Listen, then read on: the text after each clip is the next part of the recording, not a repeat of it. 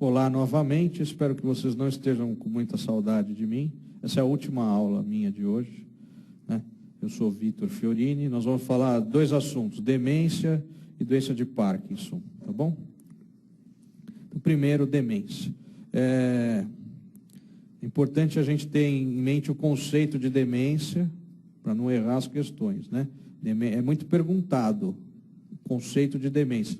Geralmente as questões eles dão um quadro de delirium, que é o estado confusional agudo, né? Que é igual o bebê chorando. O bebê chora porque está com dor de barriga, porque está com fome, porque está com sede, porque quer a mãe, e aí fica chorando. E o delírio, o idoso fica agitado porque está com dor de barriga, porque está com fome, porque quer a mãe, porque está com sede, porque está desidratado, porque infartou, porque está com fecaloma. E aí é comum em idoso, e às vezes eles colocam lá um quadro de delírio e colocam assim, diagnóstico, Alzheimer. Não é. Então não confunda demência com delírio. Eu vou falar basicamente sobre demência. Então o que é demência? Demência é um declínio cognitivo progressivo. Se você era burro e não piorou, você não tem demência. Para ser demente, você tem que ter piorado. Você foi bom um dia e caiu do cavalo. E adquirido. Você não nasce com demência. Você era bom e perdeu. Além disso, tem que lhe atrapalhar nas suas atividades diárias. Então, se tiver interferência com a atividade diária, é demência. Não pode ter demência com paciente independente. Ele tem que ter um certo grau de dependência. Ok? Qual é a alteração cognitiva esperada na demência? Então, obrigatoriamente, você tem que ter um problema de memória, mais um outro problema de outra esfera intelectual. Pode ser o problema de praxia, de linguagem, de gnosia ou de função executiva. Como é que você examina? Teste de memória. Isso aqui é um teste de um professor da USP, o professor Ricardo Nitrini. Ele mostra uma figura e fala, que figura você está vendo aí? Aí tira e fala, que figuras você acabou de ver? Aí o cara fala algumas. Aí mostra de novo, fala, agora você vai decorar. 30 segundos, decora. Aí tira, fala. Aí ele tem que falar mais. Vou mostrar de novo, mais 30 segundos. Aí fica lá 30 segundos, tira. Fala mais. Aí tem que falar mais ainda do que ele viu. À medida que ele for vendo, ele tem que ter um desempenho melhor. Certo? Aí você faz outros testes, 5 minutos depois você fala assim, lembra daquele cartão que eu te mostrei com as figuras e tal? Que figuras você viu? O cara tem que lembrar, ele viu 3 vezes, ele tem que lembrar de boa parte do que ele viu 5 minutos atrás. E depois ele mostra esse, algumas figuras estavam lá, outras não estavam. 5 minutos depois ele não mostrou esse primeiro cartão, ele mostrou só esse segundo. Aí o cara tem que reconhecer o que estava e o que não estava. Além de avaliar a nomeação, avalia também a memória. Uma bateria breve do rastreio cognitivo. Tem o teste de Stroop, que não é o Stroop não é o imperativo do verbo estrupar, Stroop é o nome do cara, que ele manda você dizer em que cor está escrito a palavra. Então você tem que falar verde, amarelo, branco, rosa, laranja. Parece brincadeira do Silvio Santos. Isso é um teste para ver o lobo frontal, função executiva. Tem que inibir impulsos, porque o seu impulso é ler o que está escrito. Você vai ter que inibir o impulso. Isso é a função executiva, é dada pelo lobo frontal. Quando você está frontalizado, por lesão frontal, você vai ler vermelho, verde, azul, amarelo, laranja, rosa. Não inibir, tá vendo? Tá bom? Então aqui você vê função executiva. Lembra, tem que ter memória e mais um desses. Se tiver disfunção executiva, memória e disfunção executiva adquirido, progressivo, que interfere com a atividade diária, demência. Pode não ter disfunção executiva, pode ter apraxia. Então aqui é o desenho do Nardoni, parece o Nardoni, né, que jogou a menina. E aí você pede para ele copiar um gesto, obedece um gesto, faz, sei lá, um gesto qualquer aí, né? Assim, copia o gesto. Como você abre a porta com a fechadura, tal.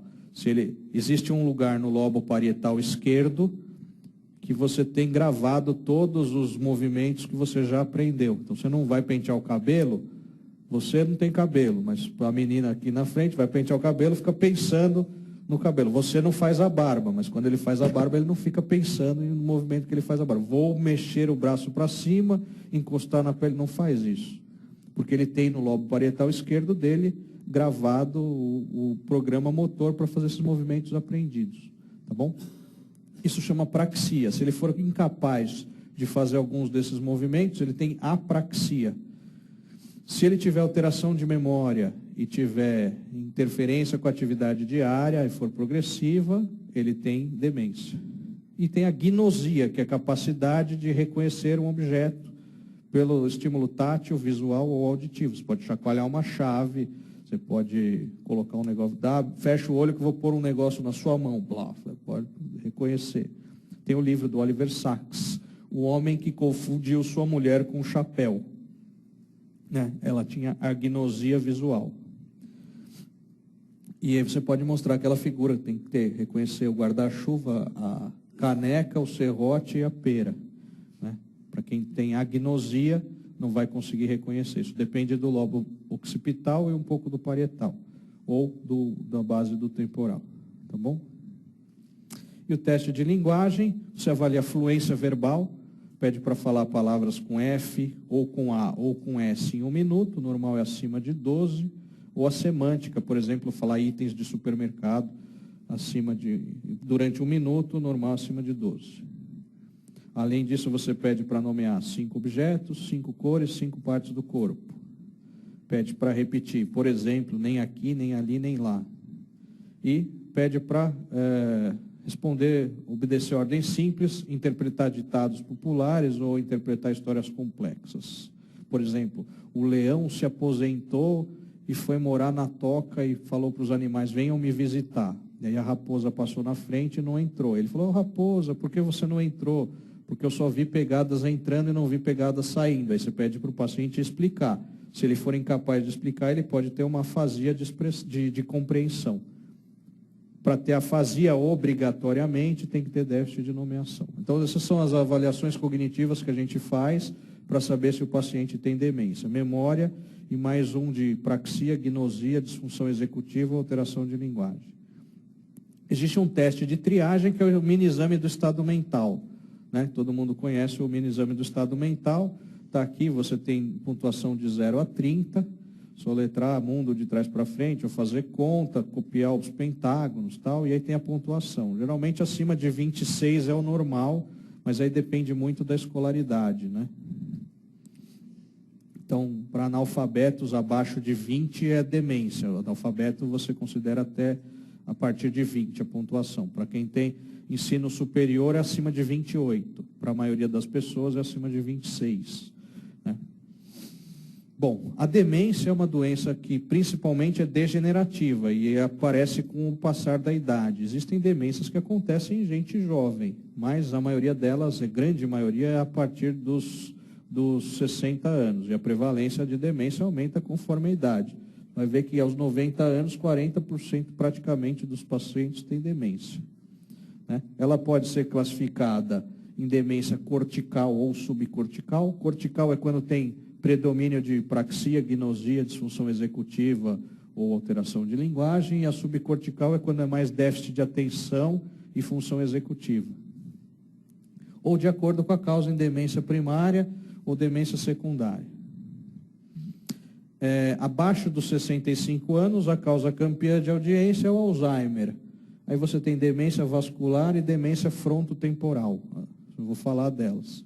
Acima dos 65 anos, o Alzheimer é mais da metade das causas de demência, a demência frontotemporal fica com menos de 5% e a vascular 20%. E tem essa terceira demência aqui, que é o Lewy, que é a segunda principal causa de demência degenerativa. Eu vou falar, quem sobreviver vai ouvir. Então, Alzheimer descreveu em 1906 pacientes que não percebiam que tinham a doença. Tinham anosognosia. Está bem? Tudo bem. O cara está péssimo, mas não percebe que está péssimo. Com déficit de memória recente, então você fala... Outro dia eu vi um paciente com Alzheimer no consultório, aí acabou o papel da impressora, saí para pegar papel. Voltei, entrei na sala, o paciente, doutor, quanto tempo? Não sei o quê. Ele me conhecia antes de ficar ruim. Ficou ruim e aí ele achou que eu tinha entrado na sala pela primeira vez, tinha acabado de sair da sala. Aí tem aquela alteração visoespacial, às vezes demora para acertar o alvo, erra na cadeira, não consegue pegar a colher, é uma alteração que acontece muito no paciente com Alzheimer. Alterações motoras não estão presentes na fase inicial do Alzheimer. Eu tinha paciente com Alzheimer que, até a fase moderada, ele andava a cavalo.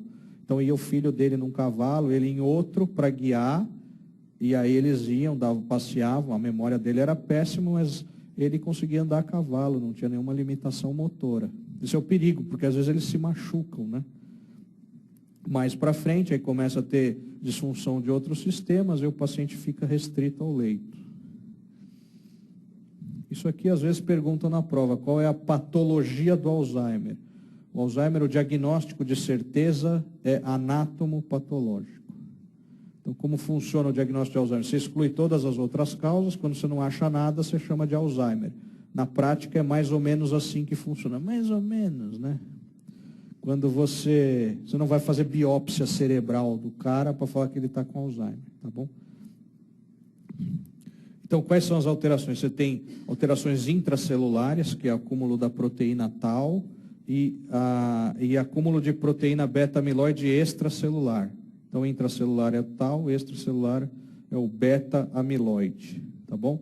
E aí, acúmulo no extra e no intracelular faz o neurônio morrer, vão morrendo neurônios principalmente do córtex cerebral e do hipocampo, que é a região do cérebro que cuida da memória, que fica aqui para dentro do lobo temporal, para o meio, e aí o cérebro vai atrofiando, você vê lá o cérebro normal comparado com o cérebro com Alzheimer, né? A atrofia cortical é o marcador do Alzheimer. Principalmente começam a ter degeneração de neurônios colinérgicos do hipocampo, a acetilcolina é o neurotransmissor mais importante na formação da memória, e o tratamento do Alzheimer é feito com inibidores da enzima que degrada a acetilcolina. São os inibidores da acetilcolinesterase. Você tem a rivastigmina, a galantamina e o donepezil. Nas fases iniciais, você deve entrar com uma dessas medicações. Adianta usar essas medicações antes de virar Alzheimer para prevenir? Não, não tem evidência. O que eu posso fazer para não ter Alzheimer em termos de medicamento? Não encher a cara de remédio benzodiazepínico, mas um medicamento para prevenir Alzheimer não existe. Não existe. Nas fases avançadas, você pode associar um inibidor do receptor NMDA de glutamato, que é a memantina. Então, a memantina é só para a fase avançada. Nas fases iniciais, só inibidor da acetilcolinesterase, um dos três, nunca em associação. Um dos três, na fase inicial, na fase avançada, você associa a memantina. Tá bom? Alzheimer, além da manifestação cognitiva, 80% deles têm alteração comportamental, principalmente agitação e o fenômeno do pôr do sol, que é o paciente ficar agitado mais no fim do dia, quando o estímulo luminoso começa a ser menor. Ele já não enxerga bem, aí ele começa a ter percepções erradas do mundo e começa a ter conflitos e acaba tendo alucinação, pode ter agitação, pode ter agressividade. A gente evita usar continuamente antipsicótico para tratar isso, apesar do antipsicótico ser a droga mais indicada. A gente prioriza coisas, manter o ambiente bem iluminado. Tinha uma paciente que ela tinha Alzheimer com 62 anos, e a mãe dela era falecida, e ela via a mãe, o quadro com a foto da mãe, e falou, cadê minha mãe? Ah, sua mãe morreu, chorava. 2 horas depois, cadê minha mãe? Mãe morreu, chorava. Ela chorava 20 vezes por dia, todo dia, porque via que a mãe tinha morrido. Aí eu falei assim, você quer pagar o antidepressivo ou você quer esconder o quadro da mãe? Aí esconder o quadro da mãe, ficou a pessoa mais feliz do mundo, apesar de ser mais comum depressão e Alzheimer, entendeu? Não precisou grandes coisas, só esconder o quadro. Então, a gente prefere isto a dar medicação, mas tem casos que precisa dar medicação. Segundo tipo de demência, demência vascular, né? É uma causa comum de demência e é relacionada a alterações de risco cardiovascular. Hipertensão, doença cardíaca, hipercolesterolemia, diabetes, tabagismo, alcoolismo e AVC prévio, né? O AVC, você vai tendo AVC um atrás da outra, às vezes subclínico, e no conjunto da obra acabam morrendo neurônios e você tem déficit intelectual. A demência vascular, ela pode ocorrer por infartos lacunares, vários. Ela pode ocorrer por um infarto único, por exemplo, no tálamo, atrapalhando as redes de atenção frontal. Pode ocorrer por múltiplos infartos nos territórios das grandes artérias, por lesões isquêmicas, que a gente chama de microangiopatia periventricular, na substância branca, e por AVCs hemorrágicos também, pode levar a quadro de demência vascular. Então, no paciente com Alzheimer, o exame de imagem não vai mostrar lesões isquêmicas. No paciente com demência vascular, você vai ter lesões isquêmicas. Obviamente, essas lesões isquêmicas podem levar a déficits motores. Então, no paciente com demência vascular, ao contrário do Alzheimer, você tem maior prevalência de déficit motor.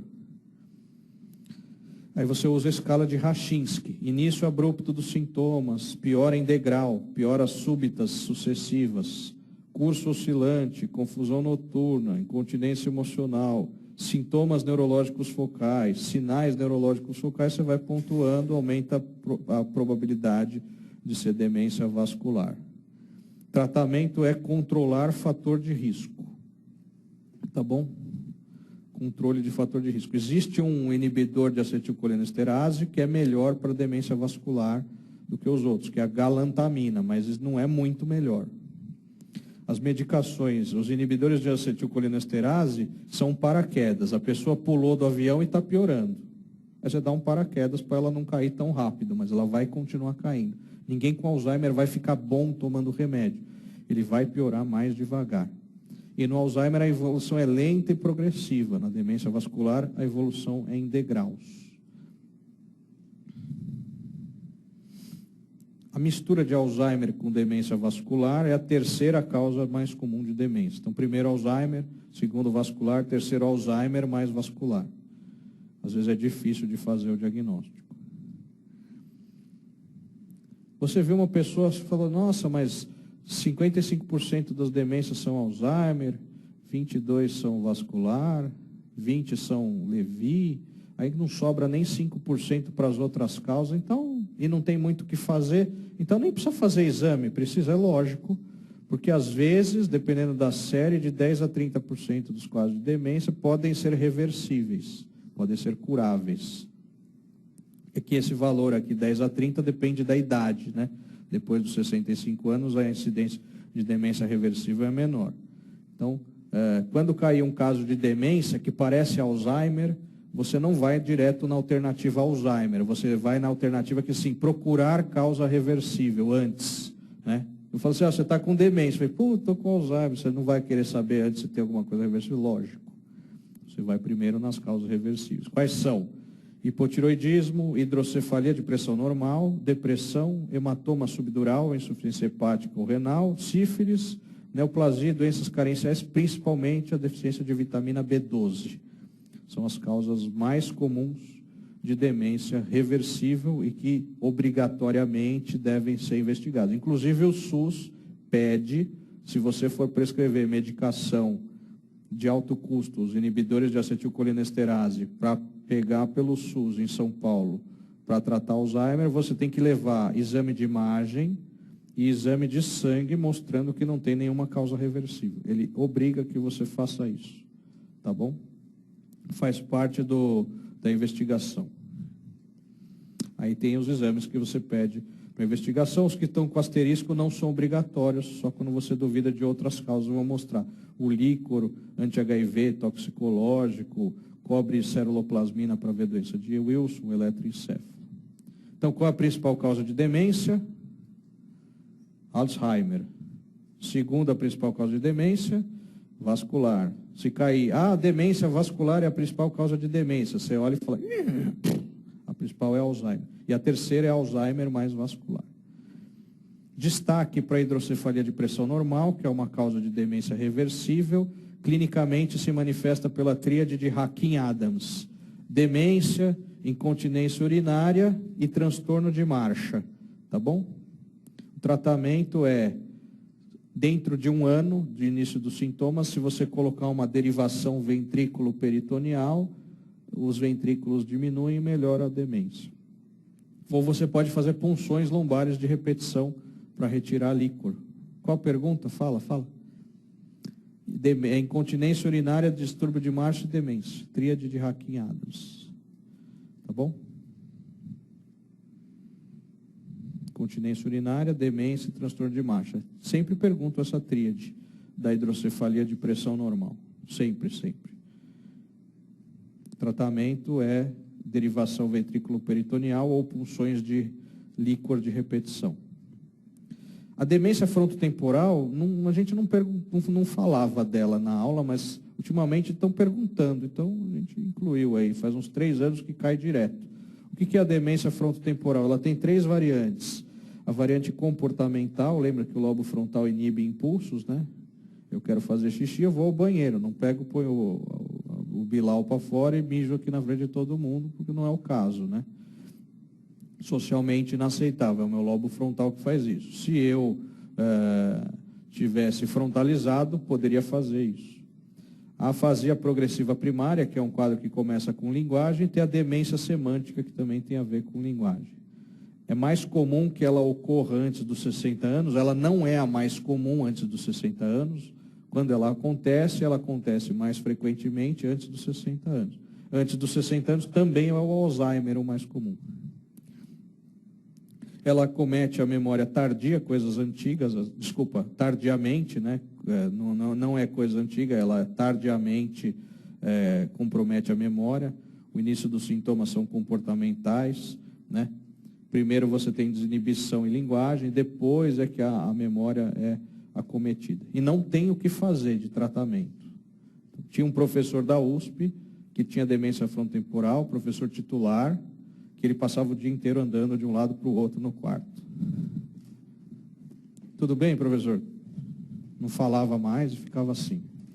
Era o dia inteiro, 54 anos. O cara era top de linha na especialidade e demência frontotemporal, não tinha o que fazer. Dá uma esteira para ele ficar andando, coitado, não tinha o que fazer.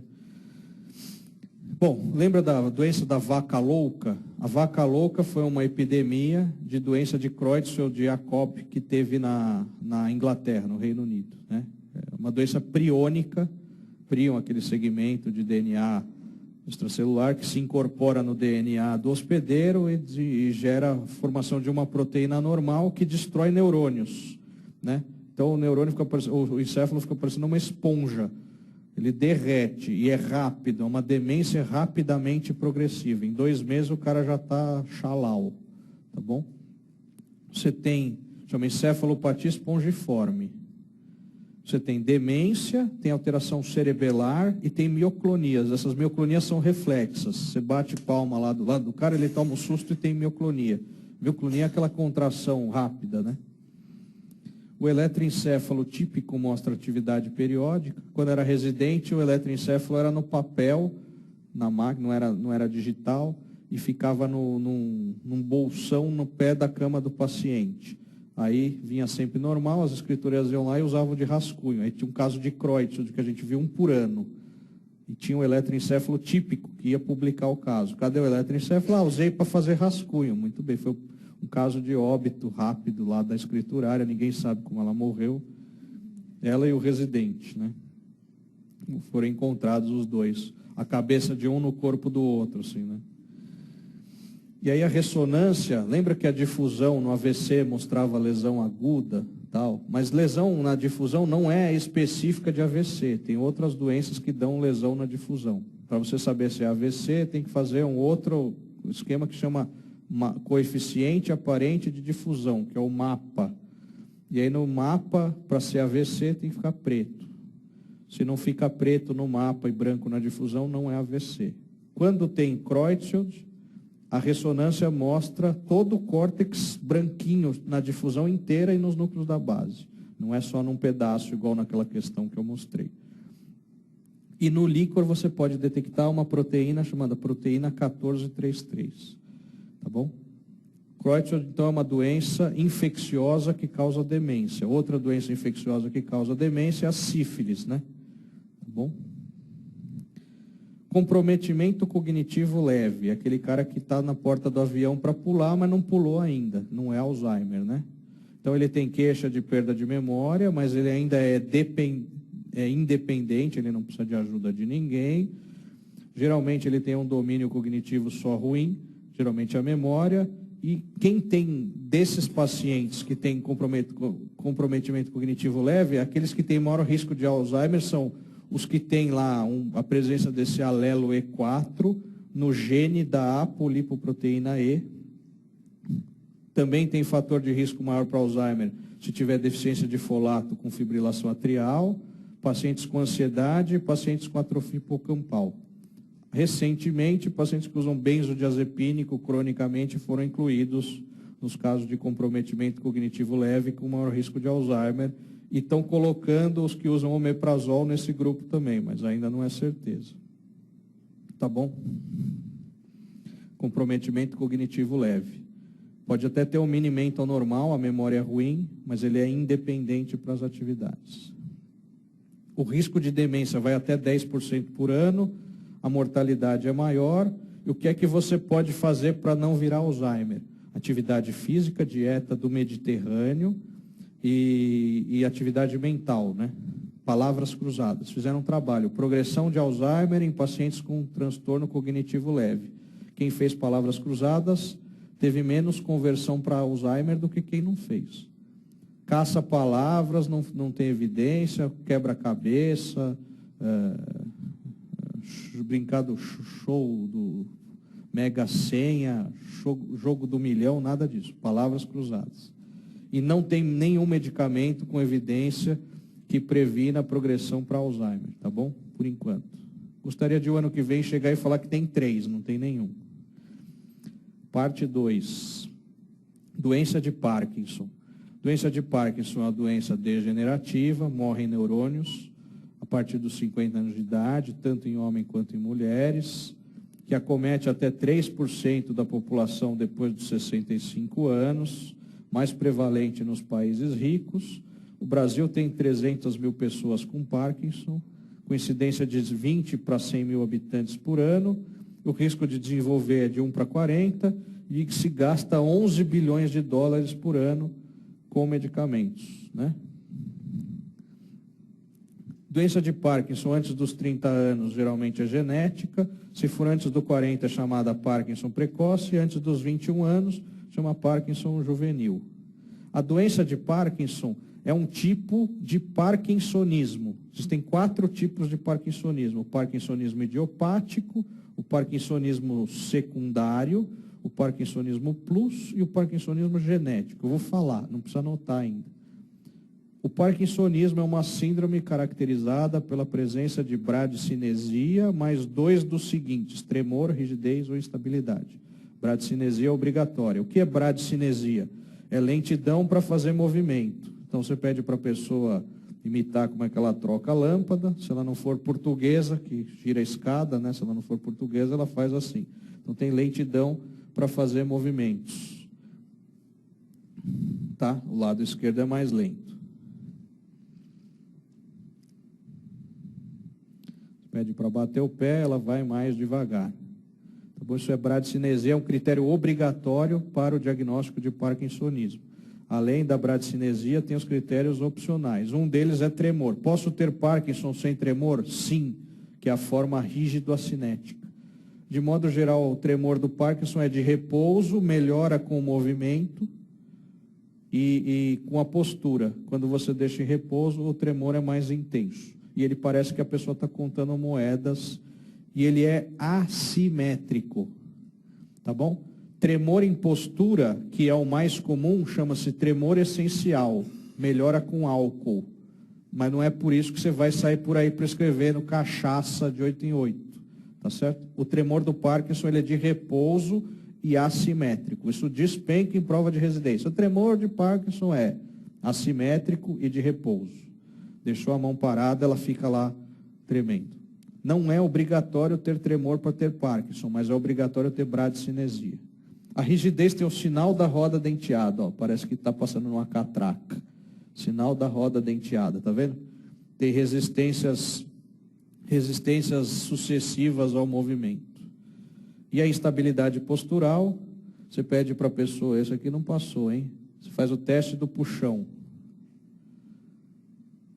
Esse aqui não passou. Você faz o teste do puxão, puxa o paciente. Vamos ver se vai. Foi.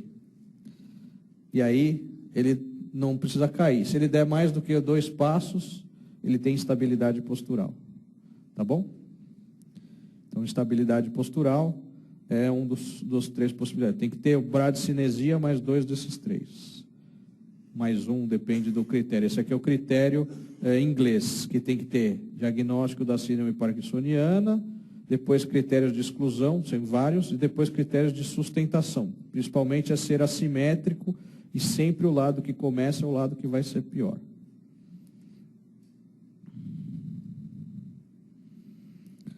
O parkinsonismo pela doença de Parkinson corresponde a 80%. As outras 20% são outras causas. Então, você tem parkinsonismo secundário, pode ter por hidrocefalia de pressão normal, que dá aquela tríade de demência, alteração de marcha e incontinência urinária. Ela também pode dar parkinsonismo. O parkinsonismo induzido por drogas é o mais importante. Geralmente é por droga, por bloqueador de cálcio que você usa para tomar para labirintite ou para antipsicótico neuroléptico, né? São drogas que agem na dopamina.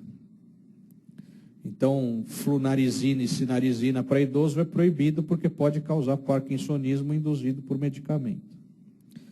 O parkinsonismo atípico, você tem parkinsonismo com outras degenerações em outros sistemas, ou no cerebelo, ou no piramidal, ou demência. E tem o parkinsonismo genético, que você tem a doença de Wilson, que é acúmulo de cobre nos tecidos, a doença de Huntington, que é uma coreia, que é um movimento involuntário associado à demência, e a demência de Lewy, que você tem Parkinson, Alzheimer e esquizofrenia juntos. Você tem demência, alucinações visuais e tem parkinsonismo, tá bom? Por que está? Pronto. Na doença de Parkinson, você tem na patologia morte de neurônios, e nesses neurônios se acumulam uma inclusão citoplasmática com várias substâncias tóxicas, na região do mesencéfalo, onde estão as células da substância negra, que são dopaminérgicas, e aí essas substâncias tóxicas se acumulam em grânulos chamados corpúsculos de Lewy. Então, doença de Parkinson é causada pelo acúmulo dos corpúsculos de Lewy na substância negra do mesencéfalo, que tem a ver com a ação de dopamina, tá? Sistema dopaminérgico. Então, existem 4 vias dopaminérgicas: nigroestriatal, que tem a ver com parkinsonismo, tem a via túbero-infundibular, que tem a ver com a produção de leite, a via dopaminérgica mesocortical e mesolímbica tem a ver com a esquizofrenia.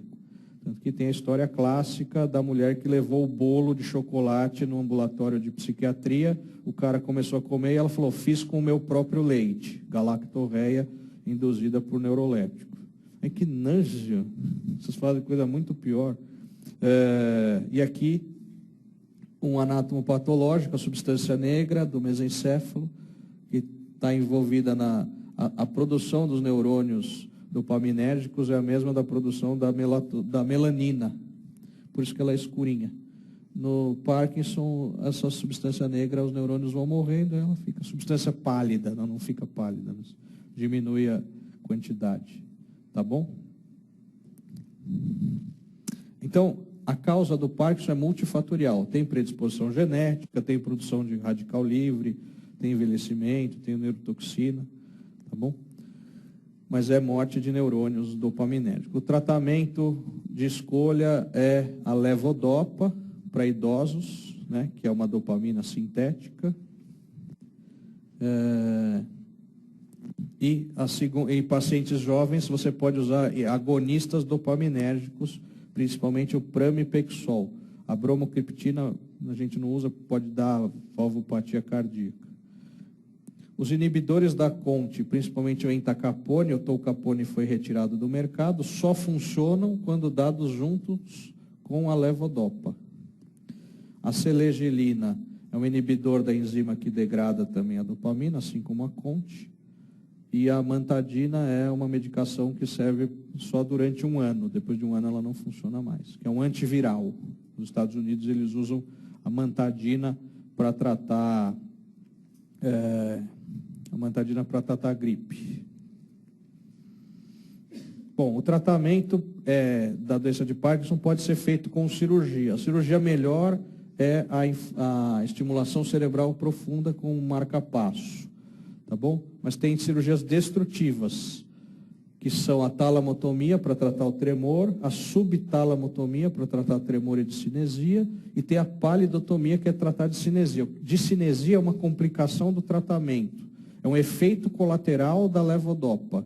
Só tem discinesia quem tem Parkinson e usa levodopa. Se você não tiver Parkinson, você nunca vai ter discinesia, que é um movimento que a pessoa fica mexendo sem parar, mas ela fica mais ágil, ela prefere ter discinesia a ter o tremor e a lentidão. E aí existe uma cirurgia para tratar o efeito colateral do remédio. Olha que insanidade, existe. Palidotomia.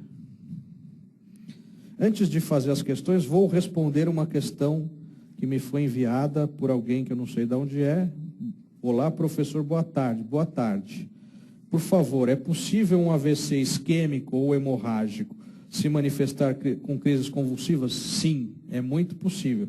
Como é que fazemos o diagnóstico diferencial com epilepsia? Então, epilepsia é uma doença crônica caracterizada pela recorrência de crises epiléticas espontaneamente. Se você tomar um cipro e tiver uma convulsão, você não tem epilepsia. Para ter epilepsia, tem que ter crises espontâneas, que nem enxaqueca. Teve uma crise de dor, ficou bom. Teve outra crise de dor, ficou bom. Se a crise tem a característica de enxaqueca, enxaqueca a partir da 5ª crise. Na epilepsia, a partir da 2ª crise espontânea, epilepsia. Você pode ter crises epiléticas. Até 10% da população vai ter uma crise epilética na vida. Só que 1% só vão ser epiléticos cronicamente. Acho que a pergunta foi assim: eu posso ter uma crise convulsiva no início de um AVC? Sim. Como eu diferencio se é uma crise epilética por outras causas?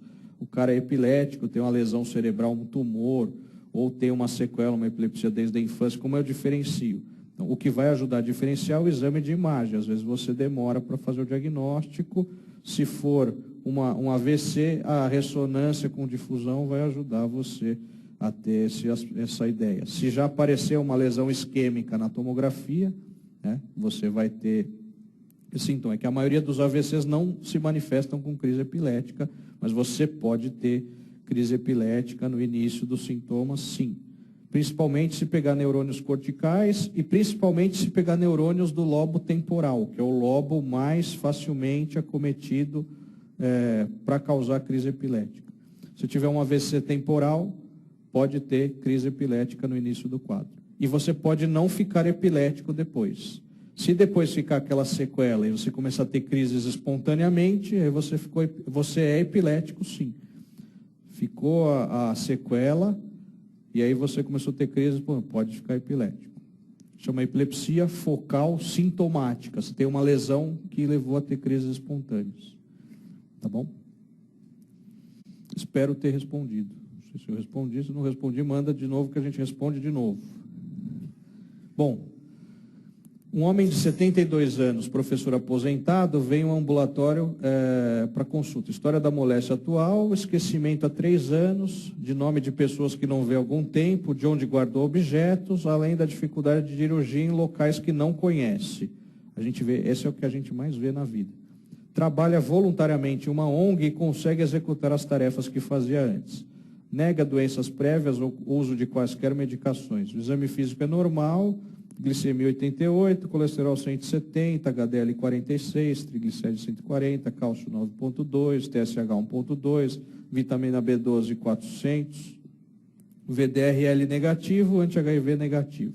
O mini exame do estado mental foi 28, e a escala de depressão geriátrica de 3 pontos em 15, ou seja, não tem depressão. A avaliação neuropsicológica revela prejuízo isolado da memória recente. E a tomografia de crânio que está aí é normal, tá bom? Essa tomografia é normal, Qual é o diagnóstico? Ele tem Alzheimer? Quer dizer, ele é dependente para as suas atividades? Não, veio sozinho à consulta, né? Ele é independente, então não tem Alzheimer, não tem demência vascular. Ele tem depressão? Pela escala de depressão, ele não tem depressão. Ele tem transtorno cognitivo leve, então uma queixa de memória, geralmente isolada, sem outras alterações cognitivas, que não atrapalham o seu dia a dia. Sim, tem transtorno cognitivo leve. Associa a segunda coluna com a primeira, considerando o quadro clínico e a respectiva causa de demência. 1, Alzheimer, 2, frontotemporal, 3, Lewy, 4, Creutzfeldt, e aí quadro rapidamente progressivo, com alteração de humor, rigidez e mioclonia. Perda da memória, afasia, apraxia, nosognosia. Apatia, desinibição, euforia, memória tipicamente preservada, deficiência no planejamento, discernimento ou linguagem, alucinações visuais, parkinsonismo, vigília flutuante, distúrbio comportamental do sono REM. Qual que é a correta? Bom, então Alzheimer é perda da memória com outras alterações corticais, afasia, apraxia, anosognosia. Então, a demência frontotemporal é aquela de apatia, desinibição, memória preservada, deficiência do planejamento, discernimento ou linguagem. Essa é a demência frontotemporal. Lewy é um quadro de alucinações visuais, parkinsonismo, pode ter alteração de vigília, esqueceu de pôr a demência aqui, e tem o transtorno comportamental do sono REM, que é a pessoa que deveria sonhar e ficar quietinha, não, mas ela sonha e grita, agride o companheiro, mas ela está sonhando. Ela não perde a tonia que ela deveria ter durante o sono. Isso chama transtorno comportamental do sono REM. Desculpa. Quem tem isso tem 80% do risco de ter doença neurodegenerativa, quem tem transtorno comportamental do sono REM. A mais frequente é Lewy.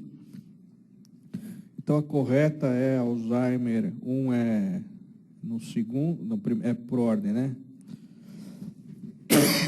E o quarto que sobra é o Creutzfeldt-Jakob, que é quadro rapidamente progressivo de alteração de humor, rigidez e mioclonia.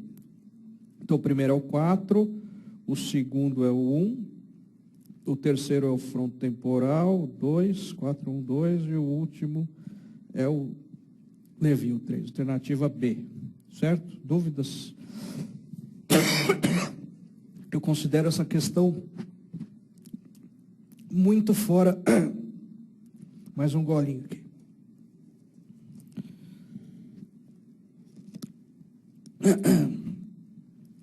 Alô, voltou? Sumiu.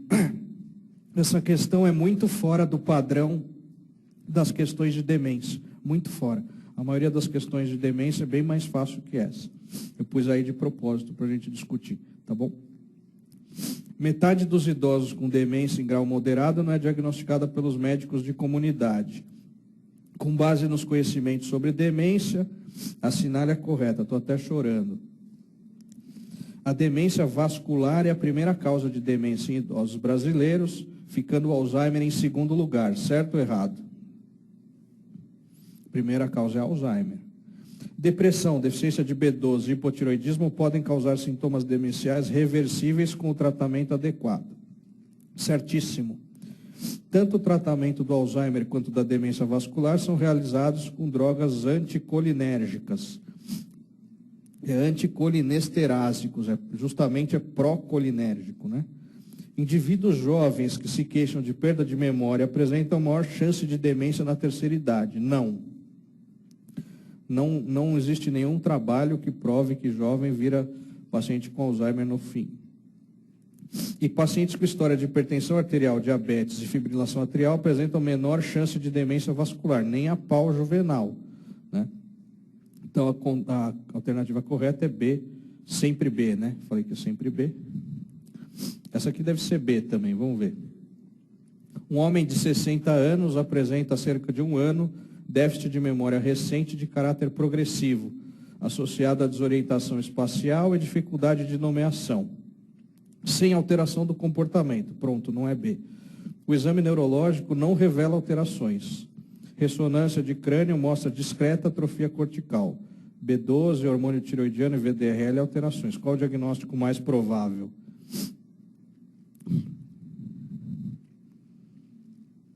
Será? Ah, bom. Fácil. Geralmente é sim. Um quadro de Alzheimer típico e a resposta é Alzheimer. Não se assuste. É que aqui eu pus as mais punks. Só pus essa para não dizer que eu pus todas difíceis. A senhora Maria, de 79 anos de idade, há um ano vem apresentando diminuição progressiva da memória, caracterizada por esquecimento do nome das filhas e diminuição da capacidade de abstração. Esses fatos atrapalham sua vida social. Ela ficou viúva 3 meses antes do início do quadro. Qual o diagnóstico e conduta correta? Alzheimer anticolinesterase, delírio neuroléptico, demência, investigar causa reversível, depressão, tricíclico ou demência pelo quadro clínico não tem possibilidade de melhora com medicamento. Bom, morreu o marido e ela ficou assim. Será que é tristeza ou é Alzheimer? Hã? Quem tem tristeza esquece o nome do filho? Então, já está estranho, né? Estranho para ser uma depressão. Deve ser demência. Ela tem alteração de memória, atrapalha a vida social e tem diminuição da capacidade de abstração. Ela tem todos os critérios para demência. Só que aí você vai lá investigar a causa reversível. Lembra que eu falei no começo? Sempre cai isso. Tá bom? Quem quiser estudar em Ribeirão, vai para lá. Um paciente com quadro demencial, as manifestações clínicas que sugerem o diagnóstico de hidrocefalia normobárica, né, de pressão normal, são nistagmo e confusão mental, ataxia de marcha e incontinência urinária, perda precoce de memória e anosognosia ou rigidez parkinsoniana e alucinações visuais. Ataxia de marcha e incontinência urinária, né? Alternativa B, sempre ela. Uma mulher de 74 anos de idade apresenta alterações de comportamento e distúrbio de fala de início insidioso há 1 ano, progressão rápida nos últimos meses, com exame com perda de memória, dispraxia, disfasia motora e de compreensão, sem sinais de localização, e a ressonância mostra atrofia cortical e dilatação ventricular. O líquor foi normal e qual o diagnóstico? Ah, essa dilatação ventricular é hidrocefalia de pressão normal? Para ter hidrocefalia de pressão normal, tem que alteração de fala, de marcha e incontinência urinária. Ela tem alteração de fala, de marcha e de incontinência urinária? Se você tiver atrofia cortical, o que acontece com os ventrículos? Dilatação ex vacuum, né? O espaço do córtex é ocupado pelo líquor. Então não é hidrocefalia de pressão normal. Qual é? Alzheimer. É que ele botou essa hidrocefalia aqui, dilatação, para confundir, mas não é. Ele teria que ter a tríade. Geralmente, quando tem hidrocefalia, tem que ter a tríade. Não tem. 2 sinais cardinais de parkinsonismo. Instabilidade postural e hipertonia espástica. Hipertonia espástica é sintoma de AVC, não é de sequela de AVC ou de mielopatia. Tremor postural, não, é tremor de repouso. Rigidez muscular, sim, mas tremor postural. Bradicinesia e distasia.